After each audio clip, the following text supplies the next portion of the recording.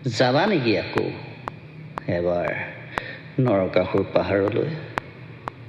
সন্ধিয়া ভিউ পইণ্টত ৰৈ আমি তাৰ পৰা গুৱাহাটী চাম। ৰাতিৰ লাস্যময়ী সদাব্যস্ত গুৱাহাটী প্ৰতিসৰণৰ সূত্ৰৰ নিৰ্দেশত জিলিক মিলিক কৰি থাকিব ভিন্ন ৰঙী বিভিন্ন লাইটবোৰে। কি যে চঞ্চলা, কি যে ৰঙীন এই চহৰ, যেন এক অবাস্তৱ সুখৰ এড্ৰেছ। চহৰখনে দেখোন মোক পাহৰাই দিছিল কিছু সময়ৰ বাবে তোমাৰ অৱস্থিতি।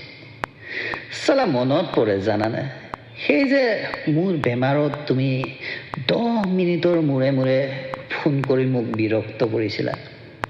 গাড়ী চলাই ক'ৰবাত গ'লেও যে তোমাৰ লম্বা লম্বা এডভাইচবোৰ দি মোক ব্যতিব্যস্ত কৰিছিলা। মদৰ নিচাত মাতাল হৈ প্ৰলাপ বকা মই তোৰ আগত হুক হুকাই কান্দিছিলা। পঢ়িবলৈ বুলি অহা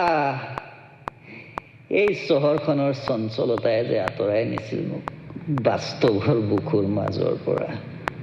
তোমাৰ নিচাতকৈ নহয় তোমাৰ প্ৰেমতকৈ বেছি প্ৰেম কৰি পেলাইছিলো মদ, মাংস আৰু মটৰ চাইকেল। ক্ষণিকৰ ব্যৱধানত আকৌ যেতিয়া ঘূৰি আহিছিলো বাস্তৱলৈ, তুমি মোৰ পৃথিৱীখন এৰি গুচি গৈছিলা। হেই, ভুল নুবুজিবা, মই এতিয়াও আছো সুখত, হয়তো তুমিও। কিন্তু যদি তুমি থাকিলা হয় মোৰ লগত, সুখবোৰ হ'ল হয় চাগৈ তৃপ্ত।